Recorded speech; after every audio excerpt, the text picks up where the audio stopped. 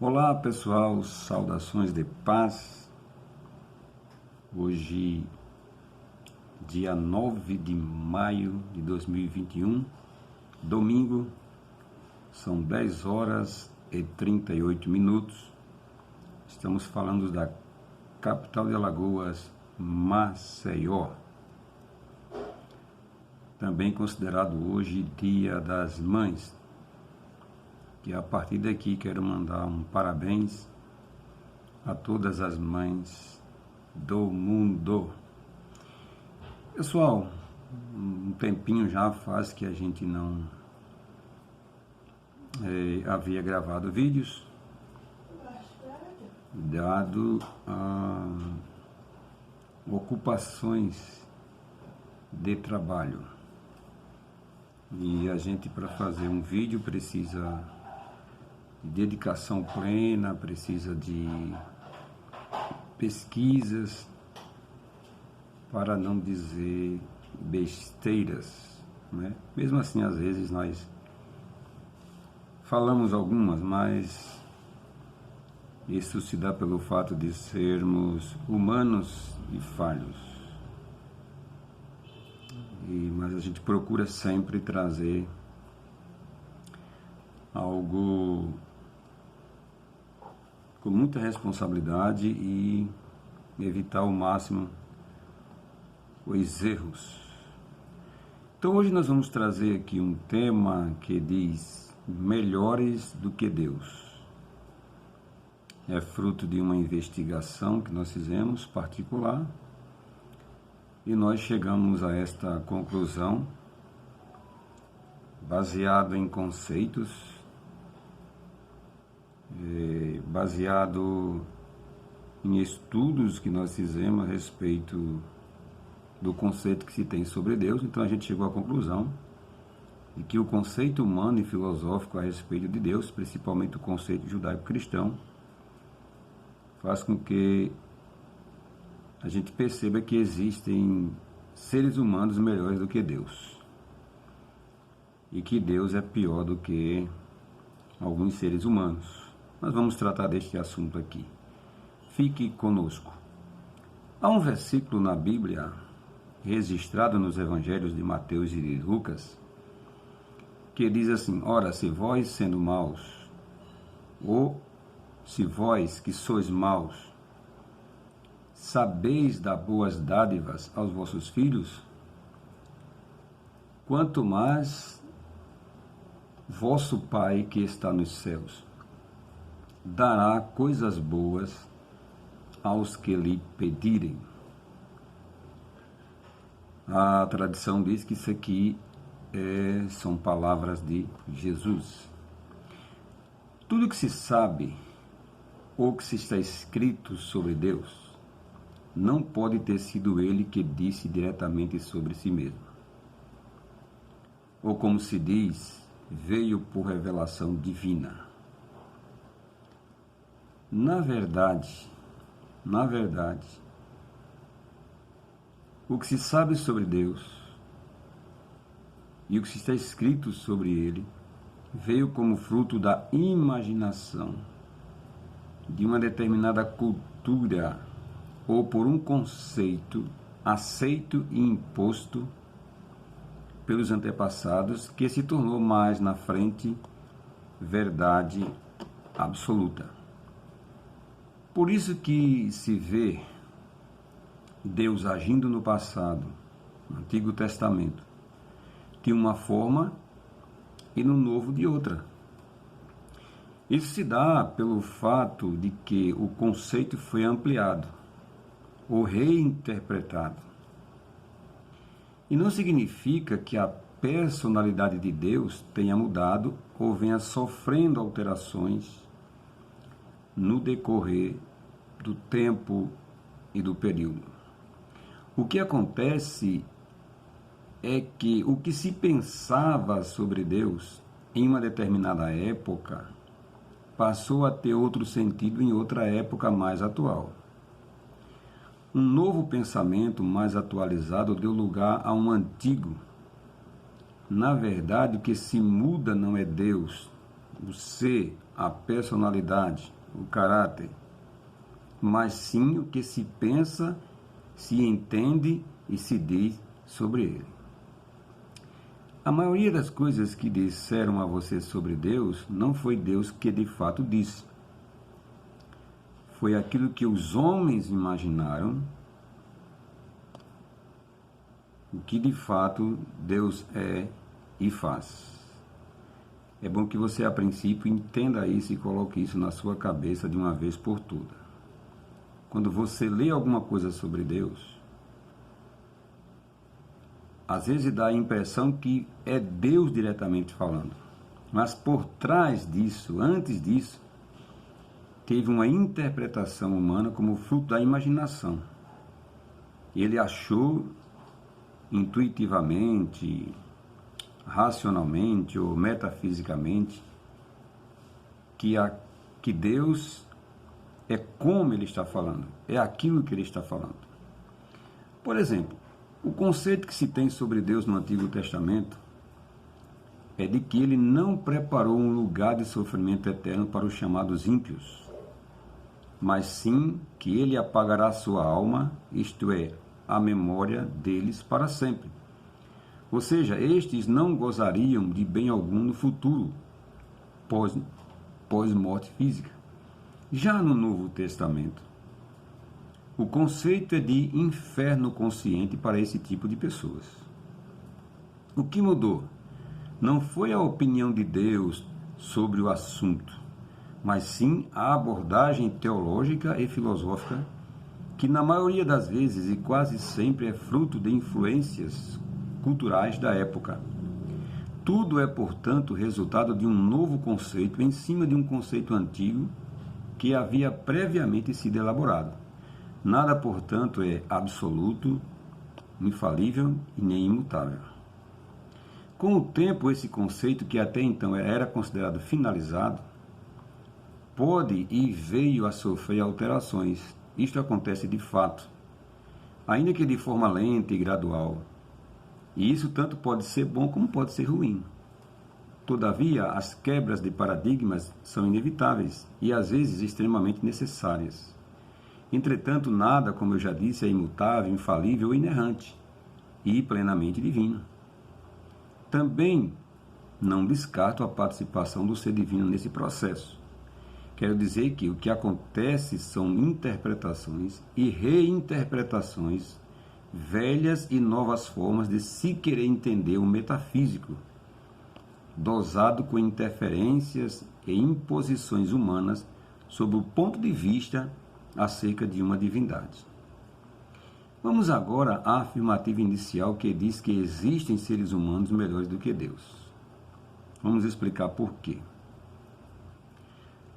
Tomando por base a afirmativa de Jesus e contrapondo com o conceito judaico-cristão, nós vamos chegar a uma conclusão de que existem seres humanos melhores do que Deus. Partindo da afirmativa de que Jesus diz que, comparado com Deus, o ser humano é mau, mas em que sentido uma pessoa é má? Isso se diz quando ela atua na sua natureza baixa, inferior, quando ela mata, rouba, mente, sente ciúmes, invejas e coisas semelhantes. O oposto da natureza de Deus, que é divina, superior, elevada, e só pratica coisas consideradas boas, o contrário da natureza humana. Ele é puro amor, bondade e perfeição. Quando se vê uma pessoa agindo na maldade, comumente se diz que ela não tem Deus na vida. Isso quer dizer que ela está sendo o oposto de Deus e da sua natureza. Como é que vemos a diferença? A pessoa, por exemplo, está matando e Deus não mata. Porque matar é da natureza baixa, inferior, humana. A natureza de Deus é o oposto, é mais elevada, sublime, de cima. Então, quando se diz que uma pessoa má é quando ela está agindo ao contrário da natureza de Deus, quando ela, por exemplo, está matando e Deus não mata, quando ela está roubando, Deus não rouba, quando ela está mentindo e Deus não mente. Então, é quando ela está fazendo o oposto da natureza de Deus, é que se diz que ela não tem Deus na vida. Ou seja, A pessoa está fazendo o que Deus não faria. Ela está fazendo aquilo que é o oposto da natureza de Deus. Obviamente, se vê pelas suas más práticas, pelas suas más ações, e se identifica que esta pessoa não tem Deus na vida, porque se tivesse, não estava fazendo aquilo que ela está praticando no momento, agindo na sua natureza maldosa. Então a natureza de Deus é boa e a natureza humana é má. A natureza de Deus pratica coisas boas e a natureza humana pratica coisas más, obviamente. Então isso é fácil de se perceber, porém não é fácil de aceitar, ou não é fácil de enxergar. Vou explicar por quê. Porém não é assim que descreve a Bíblia e o conceito judaico-cristão. Descobri que o conceito que se tem sobre Deus na Bíblia o faz pior do que muitos seres humanos. O conceito judaico-cristão faz de Deus um ser intolerante, cheio de ódio e implacável contra os que não comungam com os seus ideais nem o obedecem. Um Deus que se vinga, manda matar seus opositores e que tem um lugar preparado de suplício sem fim para aqueles que não aceitarem o seu Filho nem o confessarem como seu Deus em vida. Um Deus que separa uns para prazeres insondáveis e outros para sofrimentos inextinguíveis. Se não separa as pessoas, pelo menos separou um lugar, é o que dizem. Um lugar de prazeres insondáveis e outro lugar de sofrimento inextinguível. Portanto, segundo esse conceito, em nada ele é superior aos piores seres humanos. O ser humano, no seu senso normal, jamais renegaria seus filhos, por exemplo.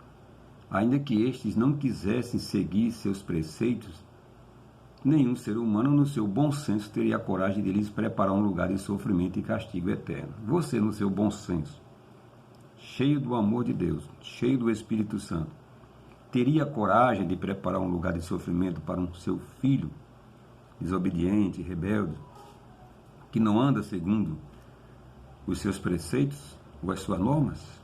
Seja sincero e responda. Então, se você não tem essa coragem de fazer isso, você está sendo melhor do que Deus. Melhor do que o Deus do conceito judaico-cristão. Então, vamos lá, vou repetir aqui. O ser humano, ou nenhum ser humano, no seu bom senso, teria a coragem de preparar um lugar de sofrimento e castigo eterno. Mas o Deus judaico-cristão, segundo a concepção de seus seguidores, é capaz de fazer tudo isso. E mais, mesmo que uma pessoa viva de forma piedosa, caridosa a sua vida toda, e não tiver sido afiliada a uma denominação específica evangélica, de nada lhes aproveitará. Seus atos de bondade e misericórdia não terão proveito algum. Seu destino final e eterno será o lago de fogo e enxofre, mesmo ele ou ela tendo desenvolvido atributos peculiares da natureza divina.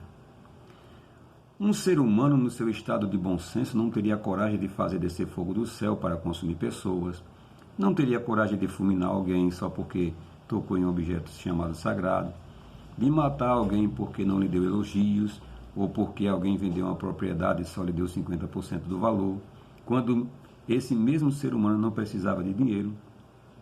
Mas, segundo a teologia cristã, Deus é capaz de tudo isso, selando assim uma ideia de uma divindade com personalidade inferior à de um ser humano, ou igualando-o aos seres humanos de pior espécie, como Hitler, Mussolini e tantas outras mentes psicopatas. Dizem que esse Deus é capaz de entesourar ira para o dia da ira, ou seja, ele é capaz de guardar ódio até o dia em que for determinado para se vingar de seus opositores. É, portanto, um Deus colérico, incapaz de perdoar totalmente e que a qualquer momento poderá molestar pobres mortais que ele mesmo criou. Se esse Deus judaico-cristão for mesmo tudo isso que lhe atribuíram, não resta dúvida de que ele está muito aquém do padrão de perfeição e nem sequer chega perto do padrão de humanidade normal e comum de um ser humano que age com sanidade. Portanto, se você é uma pessoa bondosa, caridosa, que não guarda ódio, que não tem coragem de preparar um castigo, premeditar um castigo, preparar um lugar para jogar pessoas dentro para ficar eternamente ardendo em chamas, se você não tem coragem de matar, se você não tem coragem de praticar coisas más, você é melhor do que Deus. Desse Deus, digo eu, do conceito que se tem sobre ele. Na verdade, o que é que eu descobri em tudo isso? Que as pessoas do Antigo Testamento matavam, invadiam terras, desapropriavam à força e atribuíam isso a Deus. Todas as obras más do Antigo Testamento, e até do Novo, e até da atual, que se pratica em nome de Deus, na verdade é a própria pessoa que está praticando. E ela joga isso na conta de Deus. É o conceito que se tem sobre Deus que está errado, e não o caráter e a essência dele. A grande confusão está em as pessoas acharem que Deus é semelhante a elas e fazerem de Deus um ser perverso e maldoso, somente para inflar o seu ego, somente para justificar suas más obras. Misturaram a essência de Deus e a sua natureza com a própria essência maligna do ser humano carnal. E as pessoas nem percebem este embrulho, este arrumado. E aí serve a um Deus ora bom, ora mal, que perdoa, mas que mata, que perdoa, mas guarda a ira para um determinado momento. E vive no esquizofrenia, sem se definir,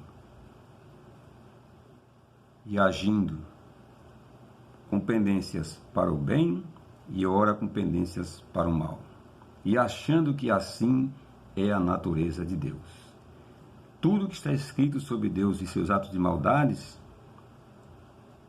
foram as pessoas que praticaram e atribuíram isso a Deus. Mas a essência de Deus proíbe que ele faça tudo isso. Então, resgate dentro de você a verdadeira e única natureza e essência do Deus verdadeiro, que é puro amor, pura bondade, pura compaixão, pura misericórdia, e que jamais poderá praticar maldade a qualquer pessoa, e que jamais poderá se igualar à natureza de um ser humano carnal.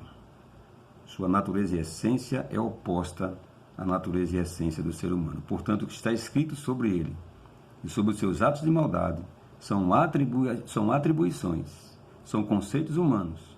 É fruto da imaginação e é fruto da mente perversa dos seres humanos, que fizeram tudo aquilo e jogaram uma conta para Deus. E você comprou tudo num pacote só e não soube separar. Mas chegou a hora de fazer isso. Que você aprenda a distinguir, que você aprenda a discernir e saiba que o que está escrito sobre Deus, muitas das vezes, não foi ele mesmo que disse diretamente, mas os seres humanos atribuíram isto a ele. Muito obrigado, até a próxima.